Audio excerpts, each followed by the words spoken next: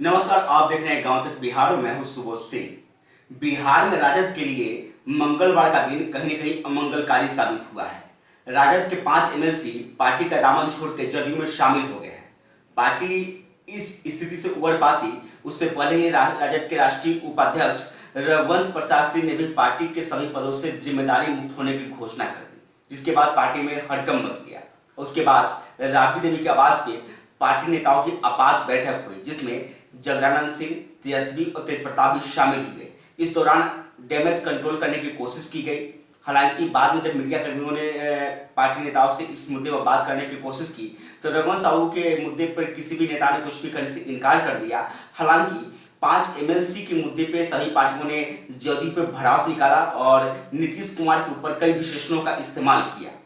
दरअसल वैशाली जिले में रघुवंश प्रसाद सिंह और लालू प्रसाद के कट्टर विरोधी माने जाने वाले रामा सिंह 29 जून को राजद ज्वाइन करने वाले हैं। इसके लिए तेजस्वी यादव से उनकी मुलाकात भी हो चुकी है, पूरी बात फाइनल हो चुकी है और कहा जा रहा है कि 29 तारीख को पटना में एक प्रोग्राम होगा राजद की ओर से और उसमें तेजस्वी यादव खुद ही रामा सिंह को पार्टी में शामिल कराएंगे।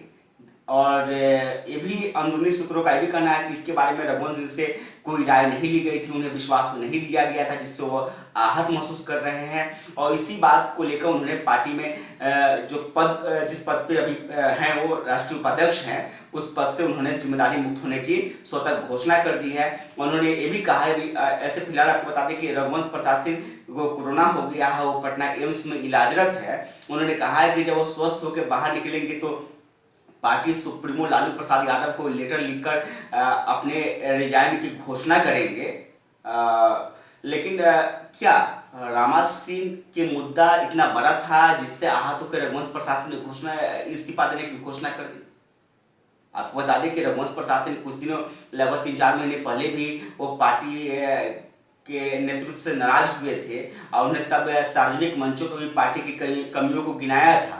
उसके बाद लालू प्रसाद यादव ने डैमेज कंट्रोल करने के लिए रघुवंश प्रसाद सिंह को रिम्स बुलाया था। वहाँ पे इनको लालू प्रसाद ने खुद समझाया और उसके बाद इन्हें पार्टी के लिए मजबूती से काम करने की इनसे गुजारिश की और इनकी सारी बातों को लालू प्रसाद यादव ने माना था। उसके कुछ ही दिनों के बाद फिर से रघुवंश प्रसाद सिंह की नाराजगी जो उभर के आई है, क्या उसे रामा सिंह के मुद्दे पे ऐसे बात हो सकता है? हम इन्हें इस बारे में जब जानकारों से बात की तो जानकारों ने कहा कि इसकी पृष्ठभूमि 2014 से ही लिखी जाने लगी थी।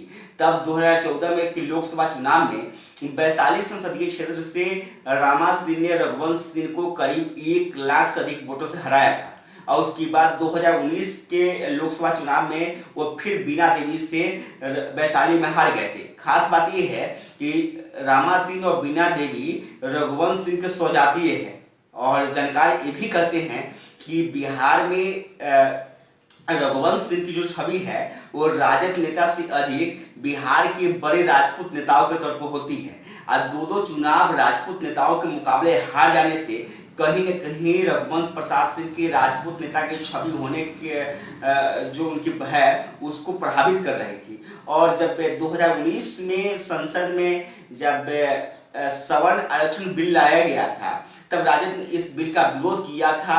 रघुवंश प्रसाद सिंह तब पार्टी के स्टैंड के साथ थे और उन्होंने भी इस बात का समर्थन किया था कि नहीं, सवर्णों को रिजर्वेशन नहीं मिलना चाहिए क्योंकि उन्हें कोई ज़रूरत नहीं है इसकी। लेकिन बाद में जब राजपूत बहुल गांवों में जब रघुवंश प्रसाद सिंह से इस बारे में सवाल किया जाने लगा तब उन्हें अपनी गलती का एहसास हुआ। उन्होंने कहा कि इस बारे में वो पार्टी नेतृत्व से बात करेंगे।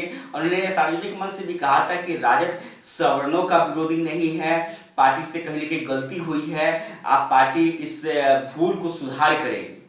उसके बाद लेकिन कहीं न कहीं उनकी जो राजपूत नेता होने की छवि है जो इन प्रकरणों से प्रभावित हो रही थी और रघुवंश सिंह पार्टी में रह के बेचैनी महसूस कर रहे थे, जैसे जानकार कह रहे हैं बेचैनी महसूस कर रहे थे और वह कुछ पार्टी नेतृत्व से अपनी बातों को नहीं मनवा पा रहे थे। और उसके बाद जो हाल ही में जो राज्यसभा का चुनाव हुआ उसमें रघुवंश प्रसाद सिंह राज्यसभा जाने के प्रबल दावेदार थे, लेकिन तब पार्टी ने कुछ पैराशूट उम्मीदवारों को उतार के उन्हें राज्यसभा भेज दिया, लेकिन रघुवंश प्रसाद सिंह को नजरअंदाज किया गया।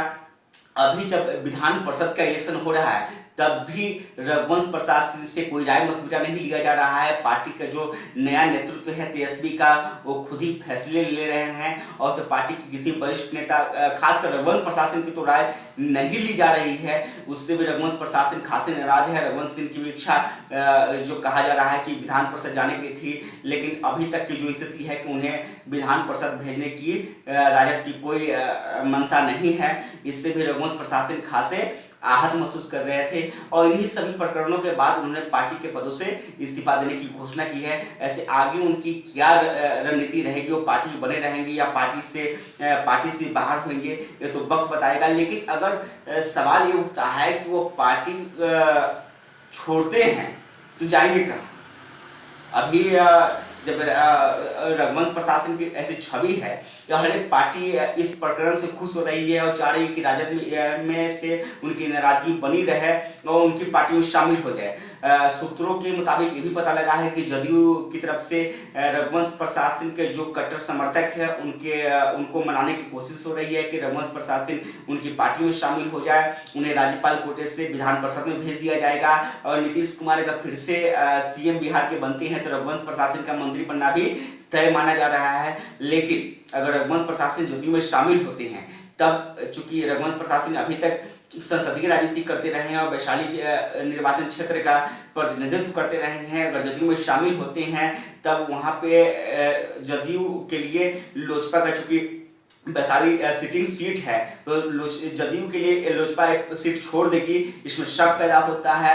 उसके बाद अगर संसदीय राजनीति में रघुवंश प्रसाद सिंह को जिंदा रहना है तो उनके लिए एक और ऑप्शन लोजपा ही बनता है। लेकिन लोजपा का जो रामविलास के साथ काम करने की बात कुछ और है, लेकिन रघुवंश प्रसाद सिंह जैसा छवि का जो व्यक्ति चिराग पासवान के नेतृत्व में काम करेगा, इसमें शक पैदा होता है। ऑप्शन बीजेपी की तरफ से भी है। बीजेपी भी चाहती है कि रघुवंश प्रसाद सिंह जैसा छवि का व्यक्ति अगर उनकी पार्टी में शामिल होती है तो कहीं न कहीं बीजेपी के लिए बहुत ही फायदेमंद रहेगा। लेकिन रघुवंश प्रसाद सिंह हमेशा समाजवाद का झंडा उठाते रहे हैं और बीजेपी के कट्टर विरोधी रहे हैं, खासकर नरेंद्र मोदी का वो कटु आलोचक रहे हैं। इसलिए बीजेपी में भी खुद को कंफर्टेबल महसूस कर रहेंगे, इसमें शक पैदा होता है। तब एक ऑप्शन उनके लिए कांग्रेस बचता है। लेकिन कांग्रेस की जो वर्तमान स्थिति है बिहार में, वैसी स्थिति में कांग्रेस पार्टी में रघुवंश प्रसाद सिंह शामिल होकर खुद को करियर पर दांव लगाना शायद नहीं स्वीकार करेंगे। उसके बाद तब ये स्थिति बनती है कि अगर पार्टी उनकी बातों को नजरअंदाज करते हुए रामा सिंह को अगर पार्टी में शामिल कराती है तब रघुवंश प्रसाद सिंह को जो लोग जानते हैं, उनकी जो छवि है, वो शायद पार्टी में दोबारा किसी पद को लेने से इनकार कर दे और पार्टी में फिर कोई भी लालू प्रसाद यादव भी शायद उन्हें न मना पाए।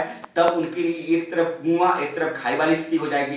पार्टी में बगैर पद के बने रहना कहीं न कहीं उनके करियर को हाशिए पर ले जाएगा और दूसरी पार्टी में जाने का मतलब है कि उनका संसदीय जो पॉलिटिक्स है वो प्रभावित होगा। तो रघुवंश प्रसाद सिंह के लिए अभी समस्याएं बहुत है। उन्होंने घोषणा तो कर दिया है पार्टी से के पदों से को छोड़ने के लिए, लेकिन ऐसी स्थिति में राजद में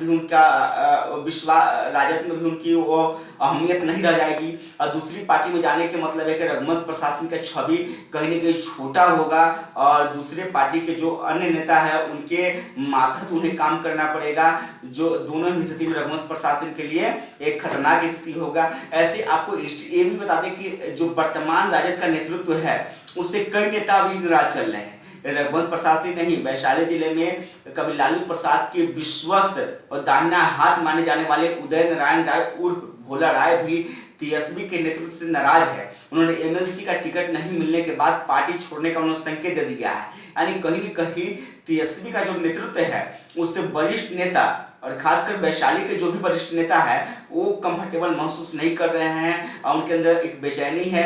वह बेचैनी कहीं न कहीं पार्टी के लिए आने वाले समय में खतरनाक साबित हो सकता है। आप हमारे चैनल को इस तरह देखते रहे। अगर अभी तक आपने हमारे चैनल को सब्सक्राइब नहीं किया है तो जल्द से जल्द हमारे चैनल को सब्सक्राइब कर ले, हमारे वीडियो को शेयर करें और कमेंट बॉक्स में भी आके आप अपने विचार रख सकते हैं ताकि हम अच्छा से अच्छा वीडियो बना के आपको हाजिर कर सकें।